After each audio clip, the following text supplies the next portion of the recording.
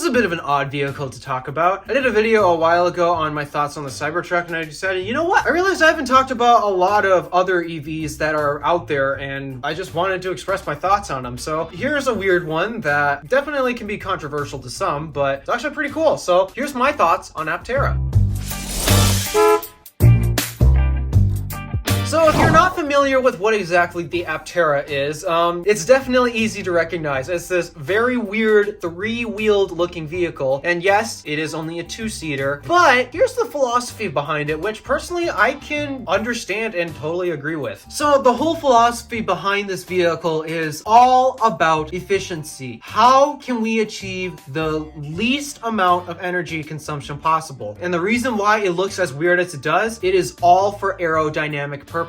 Every single curve, every single funky little detail about it is all designed with aerodynamics in mind. Aerodynamics means the motors don't have to work as hard to push through air resistance, therefore much less energy consumption. And according to an interview done on Talos of EV between Drew and I can't remember the CEO's name, unfortunately, but between those two, the CEO described that they are looking to achieve at least somewhere close to 100 watt hours per mile, but even lower than 100 watt hours per mile as well. Compared to today's EVs, like say Teslas for example, the lowest you can get is like just a little above 200 watt hours per mile. So that's kind of impressive that they're achieving double the efficiency with Aptera's weird design. But not only is it designed weird, it's also designed with materials to make it as weightless as possible because, well, again, force equals mass times acceleration, which means in order to be able to apply less of a force to move an object, one way to do that is to decrease the mass of the object. Therefore, it's actually fairly light compared to most other electric cars on the market today, like even compared to Teslas, for example. And because it is very aerodynamic and very light, that means if you put a similar size battery to what you get in, say, like a Tesla, oh, you can go really far on a single charge because it doesn't take as much energy to keep the vehicle moving and such. So yeah, insane efficiency actually allows for really impressive numbers in other areas. With insane efficiency, that means you can go really far on a single charge if you use the same size battery pack as other electric cars, for example. It also means you can actually get yourself back on the road much quicker, or even better, you don't have to strain the grid as much because in terms of adding miles back to the battery equivalent compared to other EVs, the miles added back to the battery compared to other EV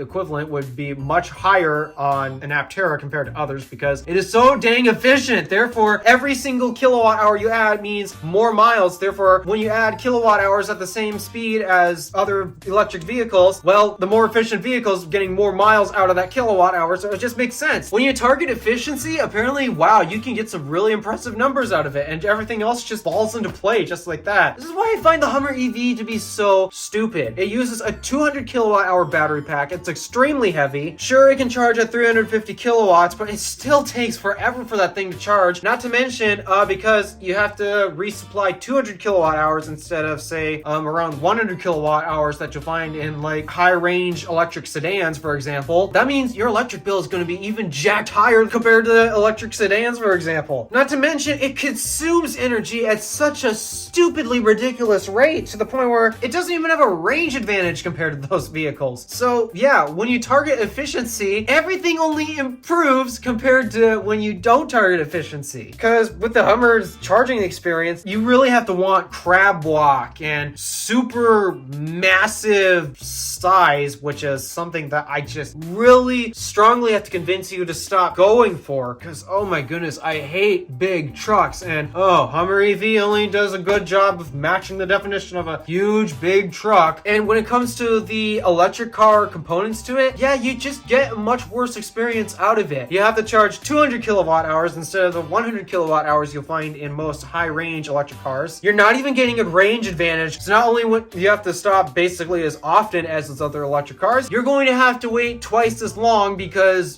you got 200 kilowatts to refill, not 100 kilowatt hours. And obviously that means it's only going to get expensive. Yeah, there's only disadvantages to less efficient designs and more advantages to more efficient designs, and that's basically what the Aptera is following. But there's a few other details about it that I just find pretty interesting, to be honest. I know other companies have tried this before and basically they've gone under because it basically doesn't doesn't make a big enough impact for it to be a meaningful difference to even include it. Solar. I'm talking about solar. With most electric cars, the amount of energy that you gain back via solar is just not enough to have it make a meaningful difference, and you're just only adding extra cost to the vehicle. Sure, you could use that solar to run like maybe the air conditioner while the car is shut off, for example, but in terms of just adding range back to the battery, it's not significant enough. Unless you target an efficient design. So guess what? Aptera, they have solar basically all over the exposed top bits of the vehicle, including the front hood, the inside dash, the roof, and while they still do offer a glass trunk lid, they also offer a trunk lid that's just completely solar panel. Though personally, I would not want to get that because I value my rear visibility, and there is not much rear visibility, and visibility out the rear of that thing does seem a tad difficult. Although, yeah, it can be made up with cameras. I get it. Still, I want to get every bit of visibility possible, and that's just a huge limitation. But the point is, if you go for this full solar package, which actually they seem to basically just switch the whole configurator to be nothing but full solar package, because kind of makes sense why you wanted to do the full solar package. You'd either want to go all out or nothing, basically. With the amount of solar energy that thing can recapture, it'll add 40 miles to the battery a day. I don't know about you, but 40 miles a day.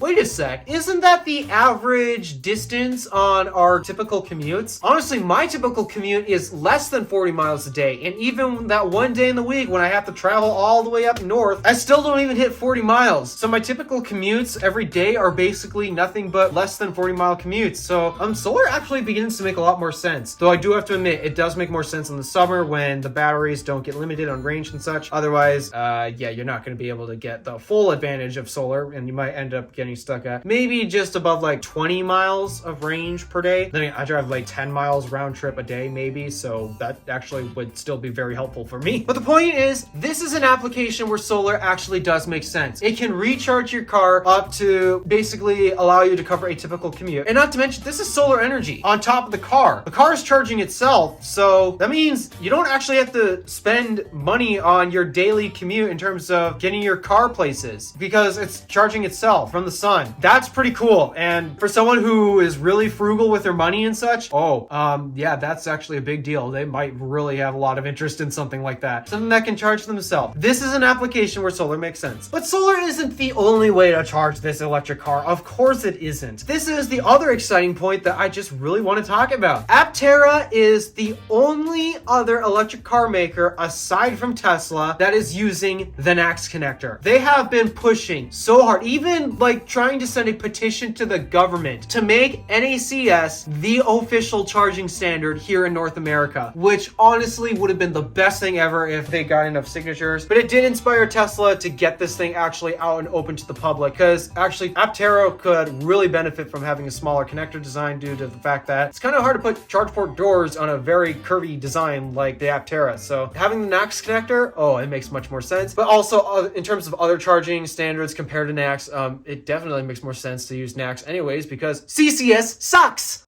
So this is the only other vehicle that is publicly stated we are using the NACS connector, because it is clearly the superior standard. Great job, Aptera! You are actually the only other electric car maker out there to actually be smart about which charging standard to use.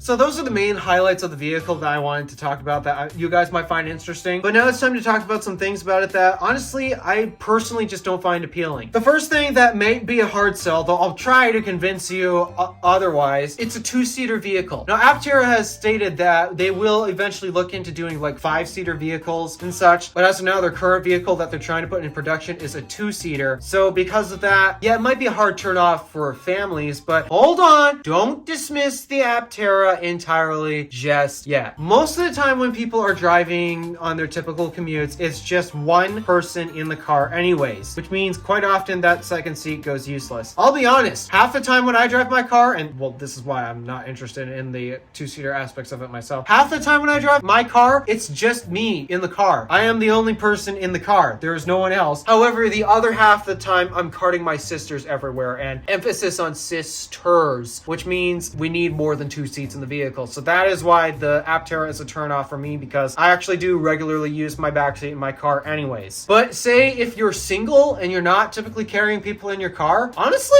a two-seater is not the end of the world. Sure, it's not exactly convenient if you have to carry more than two people on the occasion. But then again, most of the time, that's not what you need. You don't need a type of vehicle that actually requires you to carry multiple people. But hey, if you do happen to have a girlfriend or boyfriend who needs to ride along with you, then you got that second seat anyways. So be advised, it is currently not going to be a very good family car at the moment. So just want to say that. But hey, if you need, like, say, a commuter car for the spouse to go to work and pay the bills and such, while you have a second car that is more designated for the family car, then hey, that works very well actually, especially when your commuter car charges itself. There's so much convenience to it. But here comes the last problem that I actually have with the Aptera, and to a lot of people, this actually won't be that big of a deal because everyone is used to driving big cars. I hate to say this, but the Aptera is, despite it only being a two-seater, it is not exactly a small vehicle. It's actually extremely wide due to the fact that they had to stick the two steering wheels pretty far out from the design, and I'm sure that it has something to do with aerodynamics, but it's an extremely wide car. Yeah, it does still stay within lane lines. I mean, there are legal limits to how wide you can make your vehicles, but still, it's a wide car, and it's actually pretty big despite that it's only a two-seater. And this is the biggest reason why I don't want it. Not only is it the fact that it's a two-seater that's not helpful for when I have to cart my sisters around all the time, but I really hate driving big vehicles. They are such a pain to drive and maneuver. The reason why I hate my current vehicle, Red Fox, is, well, dimension-wise, it is an extremely long sedan. It's nice and narrow, I do like that, but it is extremely long, and there are so many parking situations where I basically can't park in parking spots because the vehicle is too long. The smaller the vehicle, the easier it is to maneuver, and I find myself quite often in a little challenge in maneuvering vehicles. So that is the biggest reason why I don't want the Aptera. It is roughly the size of a pickup truck, I kid you not. And actually, depending on the design of it, you could kind of look at it as a pickup truck with the solar tonneau cover per se. That's kind of what I like to think of it as. It's a three-wheeled pickup truck. And honestly, I do not want to drive a pickup truck. Those things are huge, they're massive, they are very hard to see out of, and that's the biggest reason why I don't want it. Its size. That's the same reason why I really don't want the Cybertruck either, even though, again, it's for a truck, it's really great. It's just, I hate driving big vehicles, and the Aptera is another big vehicle, even though it's extremely lightweight and it's very efficient. But still, in order to achieve that, they had to kind of extensive dimensions to get it to the proper shape that they needed it to be as aerodynamic as possible. And because of that, I just can't even picture myself driving it. It's just too much for me. But other than that, the fact that it can charge itself fast enough to basically cover a daily commute. It uses the NAX connector for road trips. Oh, by the way, the longest range variant they're offering is 1,000 miles. Although personally, I would not get that because I actually don't mind the idea of a 300-mile vehicle where you go 300 miles, you stop, you pee, and then you get back in. You stop and recharge, pee at the same time, empty out the car with trash, restock your snacks and such. I don't mind that road tripping style. So 1,000 miles to me, that is cool and that is excessive. And cannonballers are going to absolutely love that, especially when considering how fast you'll be able to charge that thing and regain those miles back. So I'd actually like to see the Aptera complete a cannonball. That would be so cool. Kyle Connor, once you get the opportunity to get an Aptera, I want you to cannonball the 1,000-mile variant between New York and California. I want you to do it. And hey, it'll help that you'll have a NAX-powered vehicle because, oh boy, you don't have to worry about EA anymore, which is great. But all right, yeah, those are my thoughts on Aptera. I like it, but again, it's just not for me. I don't want to deal with its sheer size, and I also happen to need more than 2 seats, even though half the time I do drive my car by myself. But at the moment, I can only afford 1 car at a time, so because of it, I need that car to be as practical as it possibly can be. So those are my thoughts on the Aptera. What do you guys think of it? Let me know your thoughts down in the comments below. Thank you for watching. Do me a favor and interact with the stuff below. My name is DeWolf, Random Alpha, signing out.